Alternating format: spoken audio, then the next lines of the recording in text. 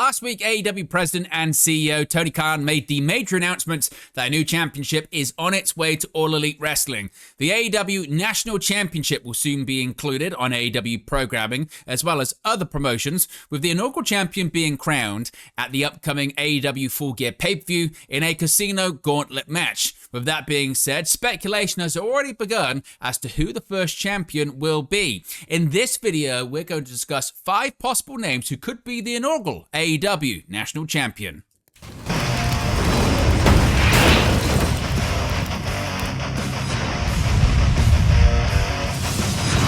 Hey guys, welcome back to Wrestling News 365. Hope everyone is doing very well. As always, there are plenty of stories to get into in the world of professional wrestling. And today we're talking about the AEW National Championship. No, that image right there is not the actual AEW National Championship. It's just a mock-up. Frankly, as of right now, at the time of recording this video, we don't know what the AEW National Championship will look like. What we do know, though, is that the inaugural champion is going to be crowned at AEW Full Gear next Saturday in a casino gauntlet match. Now, as I said in the intro, All Elite Wrestling is adding another championship to its ranks. AEW President and CEO Tony Khan officially announced the creation of the new AEW National Championship. Khan revealed that the inaugural champion will be crowned at the upcoming Full Gear pay-per-view on Saturday, November 22nd in a casino gauntlet match. He also added a unique stipulation for this new championship, noting that it will be defended across multiple promotions, including Ring of Honor and New Japan Strong.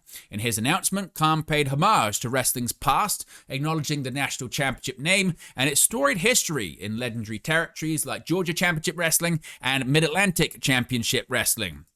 We did face some backlash for referencing those territories and the name, the National Championship, because the National Championship with that lineage to those aforementioned territories does actually exist. Mike Mondo, the current NWA National Heavyweight Champion, posted his reaction to the news on X saying, quote, "Let me be clear, there is only one NWA and there is only one prestigious national championship that holds legit lineage and has for decades. So to Tony Khan or anyone else confused, here's the legit title with the company it belongs to and the legit national champion."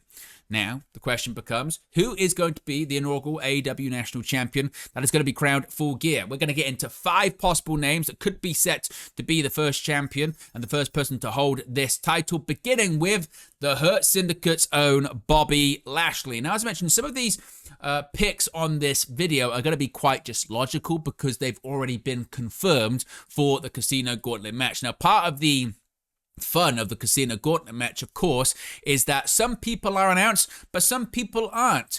People enter the match at any point in time. You win the match via pinfall submission. If you're the first, one of the first 2 people in and you pin that person straight away, no one else is going to get into the match. So you never know just how many people are going to be in there. You do know some that are going to be in there. So far, we've got a couple of confirmed participants, one of which is Bobby Lashley. Now, ever since Bobby Lashley arrived in All Elite Wrestling, he's been mainly used as a tag team wrestler. He's been mainly, obviously, part of the Hurt Syndicate, a former AEW World Tag Team Champion.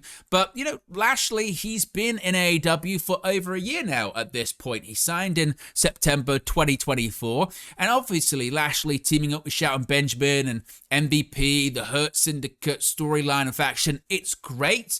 But many people have pointed out to the fact that Lashley's a main event player and Lashley's best used as a singles talent, right? Yes, Bobby Lashley maybe isn't the youngest pro wrestler in the world. He's 49 years of age. You'd never know it by looking at him. The guy seemingly just doesn't age and he's in absolutely fantastic physical condition, but he still does have limited time left as an active in-ring performer.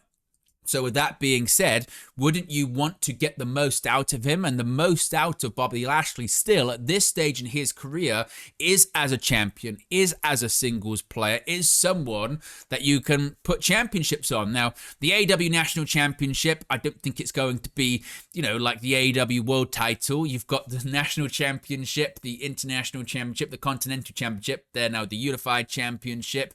So you've got all of these different distinctions of, I guess, the the global power of pro wrestling.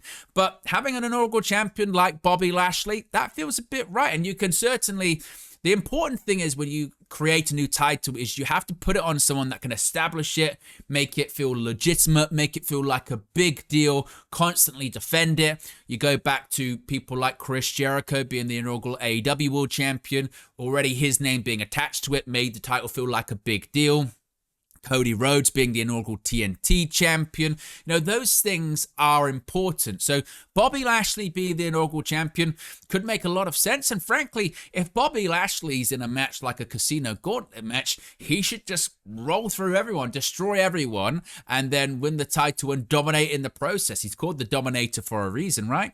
So before we move on to the next name on this countdown list, a reminder, this video is brought to you in collaboration with all of our great affiliates. That includes NordVPN. You can see them right there. November and December are going to be big months for pro wrestling, folks. On the AEW side of things, of course, we've got AEW Full Gear coming up next weekend. We just had Blood and Guts, and later on in December, we'll have AEW World's End. We'll have the Continental Classic, and you can watch that at a discounted price, mind you, and also get access to the entire back catalogue of content from AEW, old pay-per-views, every episode of Dynamite, every episode of Collision, Rampage, Dark Elevation, you name it, as part of Triller TV. So you can scan that QR code, change your location to an international territory like here in the UK, and just access all of AEW. If you're a WWE fan as well, you can also watch all of your WWE content through one Netflix subscription as well. All you have to do, get a VPN, change your location to an international territory like here in the UK,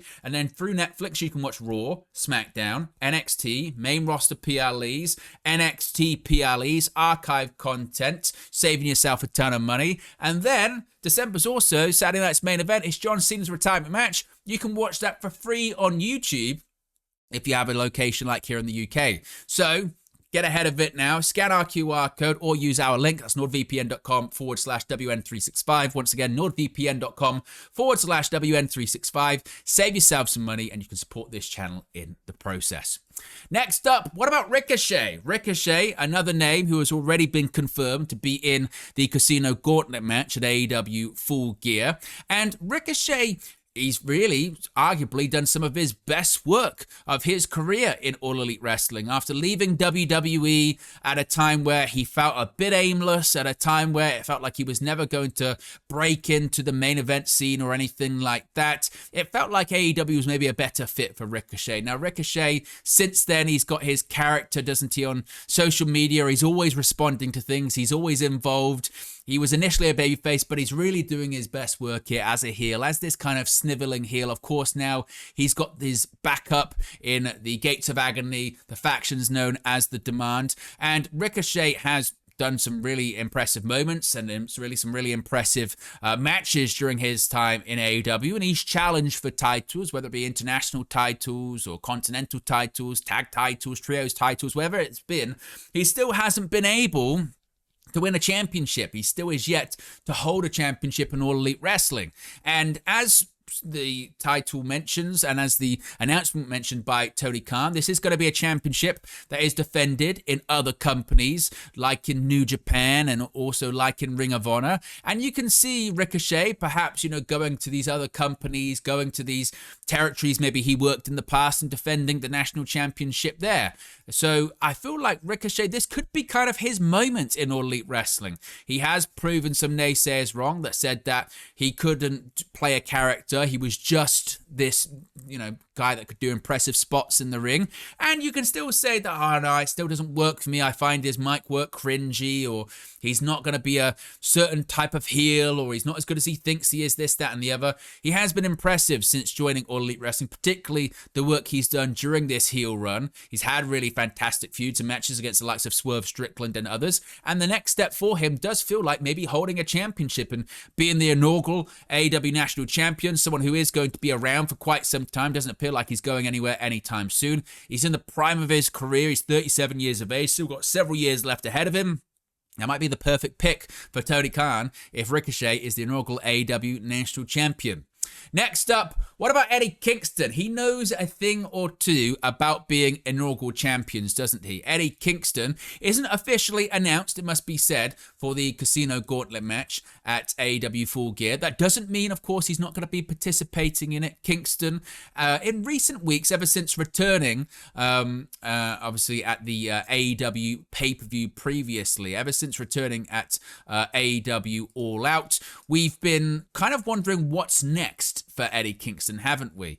He defeated Big Bill. It didn't look like it was sort of going to be going anywhere. He's had this tag team now with Hook, and they've been involved with Bill and Keith. Now also they've been involved with Hangman Page and that whole thing with the Ops. So maybe you could see a thing where as at AEW Full Gear, he does get involved in that main event, which is a steel cage match. So how they would get involved in that, the whole point is that nobody can get in or nobody can get out. So I don't know if he'll be involved in the main event. We'll have to wait and see. But as I mentioned with Eddie Kingston, he's got a history of being inaugural champions. Of course, he won the AEW Continental Classic, the first ever one to become the AEW Continental Champion. He held the Ring of Honor World Championship and New Japan Strong Openweight Championship during that time. He was the inaugural American Triple Crown Champion.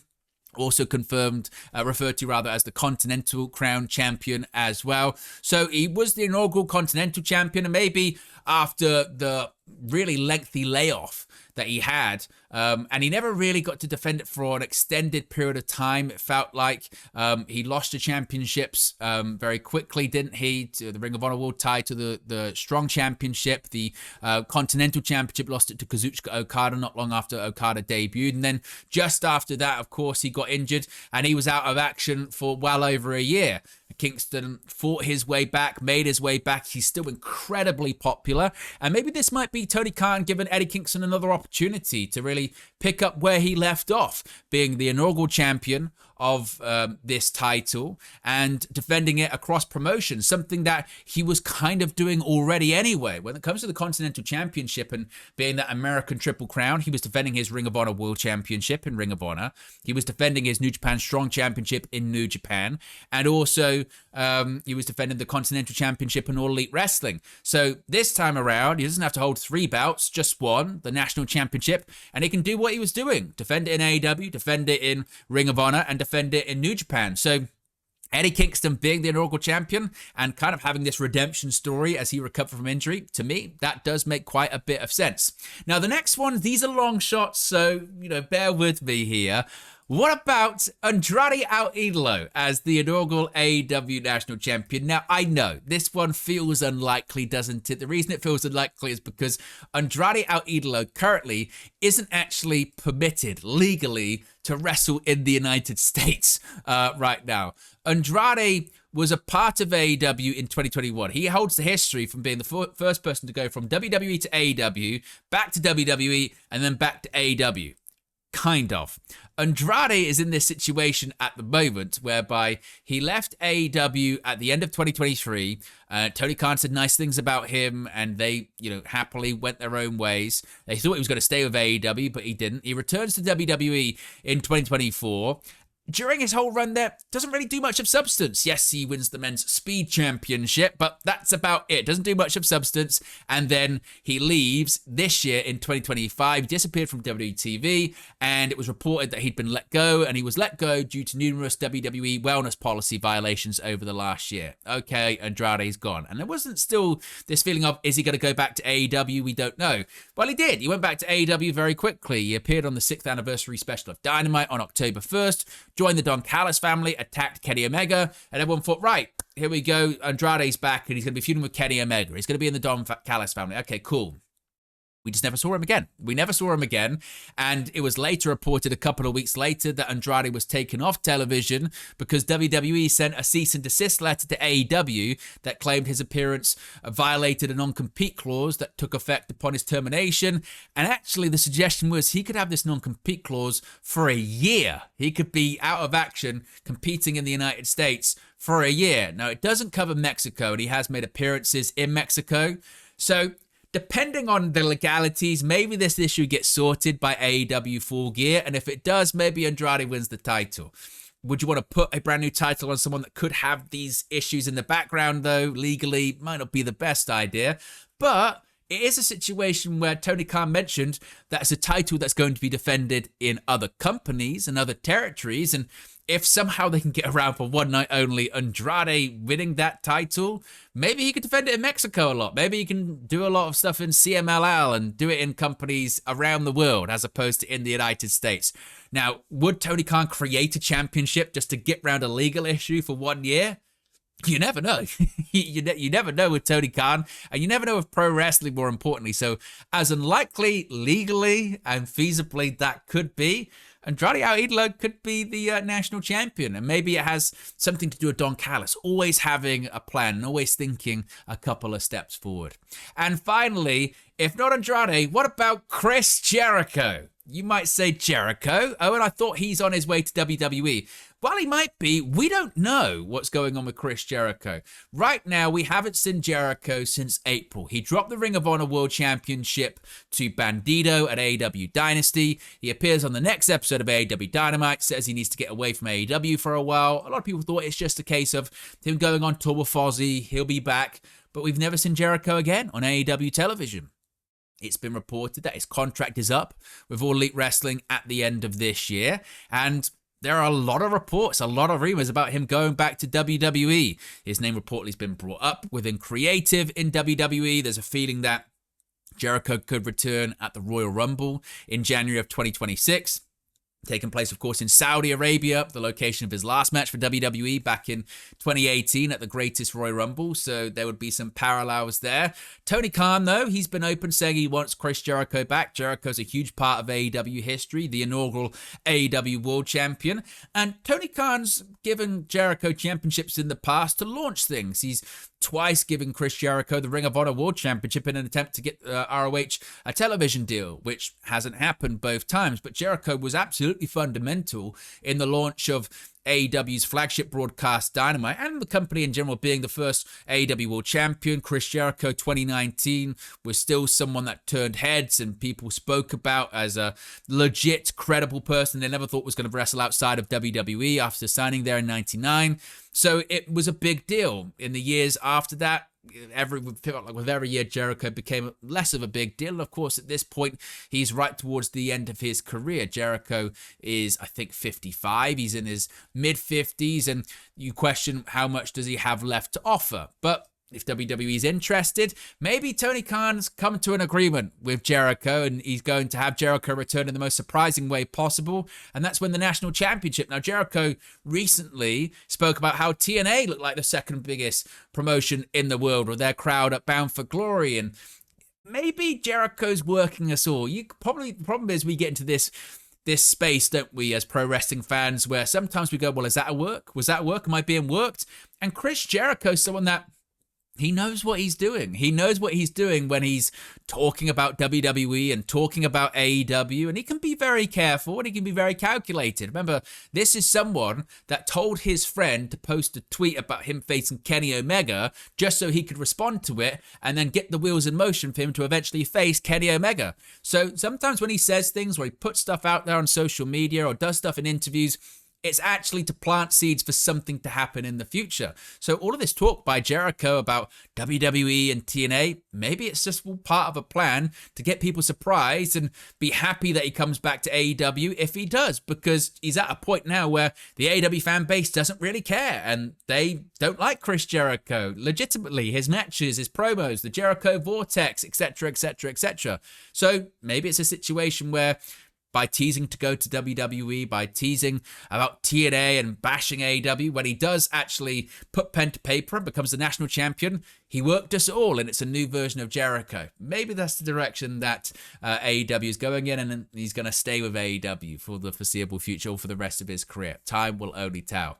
So there you go, guys. There are 5 names who could be the inaugural AEW national champion. What are your thoughts? What are your predictions? Which ones do you think are more likely than others? Who do you think is going to be the inaugural AEW national champion? And what do you think of the creation of the championship altogether? Let me know your thoughts, as always, in the comment section below. Be sure to smash a like on the like button. Be sure to subscribe bottom right-hand corner. And I'll speak to you again very, very soon. Hey guys, thank you for watching, listening, streaming, or however you come across this video today. Be sure to click on the video on the right there to watch our next video, or click the bottom there to subscribe, or the bottom right hand corner. Thank you very much, and I'll speak to you again very soon.